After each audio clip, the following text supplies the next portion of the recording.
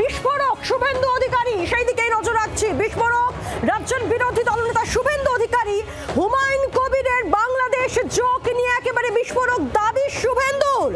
শুভেন্দু অধিকারী তিনি দাবি করেন যে হুমায়ুন কবির তিনি বাবরি মসজিদ শিলান্যাসের আগে বাংলাদেশে গিয়েছিলেন, 7 দিন কাটিয়ে এসেছেন বাংলাদেশে হুমায়ুন। শুভেন্দু অধিকারীর বিস্ফোরক অভিযোগ শুনুন। বাবরি মসজিদের শিলান্যাসের আগে, নতুন দল গঠনের আগে 7 দিন বাংলাদেশে কাটিয়েছেন হুমায়ুন কবির। হুমায়ুন কবির বাবরি মসজিদের যে অর্থ সংগ্রহ করেছেন থ্রু আমাদের স্টেট ব্যাংক অফ ইন্ডিয়ার ব্যাংকের রেতে, তার 50%-এর বেশি অর্থ বাংলাদেশ থেকে এসেছে। হুমায়ুন কবির বাংলাদেশের জামাত, মমতা ব্যানার্জি সেতু। শুভেন্দু অধিকারীর বিস্ফোরক দাবি, বিস্ফোরক অভিযোগ আপনাদেরকে শোনালাম। তিনি বলেন হুমায়ুন কবির তিনি বাংলাদেশে 7 দিন কাটিয়ে এসেছেন, কখন? ঠিক বাবরি মসজিদ শিলান্যাসের আগে। এবং এরই পাশাপাশি শুভেন্দু অধিকারী তিনি দাবি করেন বাবরি মসজিদের টাকার 50%ই বাংলাদেশ থেকে এসেছে। জামাত ও মমতা সেতু হুমায়ুন, একেবারে বিস্ফোরক অভিযোগ রাজ্যের বিরোধী দলনেতা শুভেন্দু অধিকারীর। আরো একবার শুনুন তার অভিযোগ। বাবরি মসজিদের শিলান্যাসের আগে, নতুন দল গঠনের আগে 7 দিন বাংলাদেশে কাটিয়েছেন হুমায়ুন কবির। হুমায়ুন কবির বাবরি মসজিদের যে অর্থ সংগ্রহ করেছেন থ্রু আমাদের স্টেট ব্যাংক অফ ইন্ডিয়ার ব্যাংকের রেতে, তার 50%-এর বেশি অর্থ বাংলাদেশ থেকে এসেছে। হুমায়ুন কবির বাংলাদেশের জামাত, মমতা ব্যানার্জি সেতু।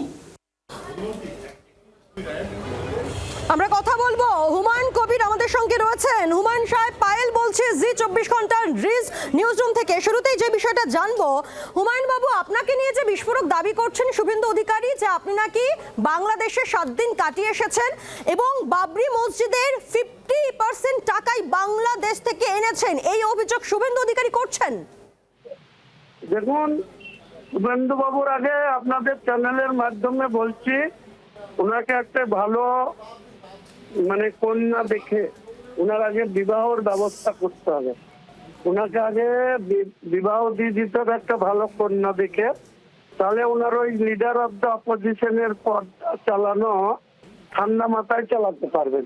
কারণ উনি 7 দিনের কথা বলছেন, আমি বলছি 12 দিন বাংলাদেশে থেকে এসছি। আমি 28শে সেপ্টেম্বর থেকে 10ই অক্টোবর 2025, তাহলে আমি 22শে ডিসেম্বর দল খুলেছি, তার আগে 28শে সেপ্টেম্বর থেকে 10ই অক্টোবর 12 দিন।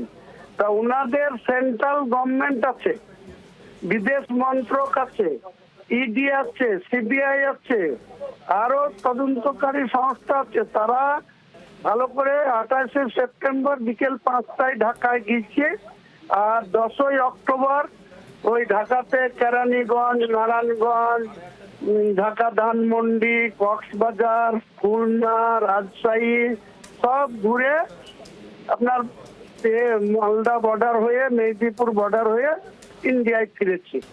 তো ওনাদের সেন্ট্রাল গভর্নমেন্টের এত এজেন্সি থাকতে, এত ক্ষমতা থাকতে আমার বিরুদ্ধে সঠিকভাবে তদন্ত করতে বলুন। যদি প্রমাণ করতে পারে যে কত পার্সেন্ট দূরের কথা বাংলাদেশ থেকে 10,000 5,000 টাকা নিয়ে এসছি, এটা যদি প্রমাণ হয় তাহলে যা শাস্তি দিবে তাহলে আমি সেই শাস্তি মাথা পেতে নেব। আর ওনার মাথা ঠান্ডা রাখার জন্য একটা ভালো কন্যা দেখে ওনার বিয়ের ব্যবস্থা করে দেব। আরেকটা বিষয় শুভেন্দু অধিকারী তিনি বলছেন যে জামাত এবং মমতা বন্দ্যোপাধ্যায়ের মধ্যে সেতু বন্ধনের কাজ আপনি করছেন। বললাম তো, ওনার মাথার গোলমাল হয়ে যাচ্ছে। উনি কোনো হিসেব নিকেশ ছাড়াই উল্টো পাল্টা কথাবার্তা বলছেন। ওনার মাথাটা ঠান্ডা রাখার জন্য আমি পরামর্শ দিচ্ছি, শুভেন্দু বাবুকে রাজি করান একটা বিয়ে করতে। তাহলে আমরা, ওনার তো প্রায় 56-57 বছর বয়স হয়ে গেছে, 40 বছরের দেখে একটা সুন্দর পাত্রী দেখে ওনার বিয়ে দেওয়ার ব্যবস্থাটা করে দিই, তাহলে ওনার মাথাটা ঠান্ডা থাকবে।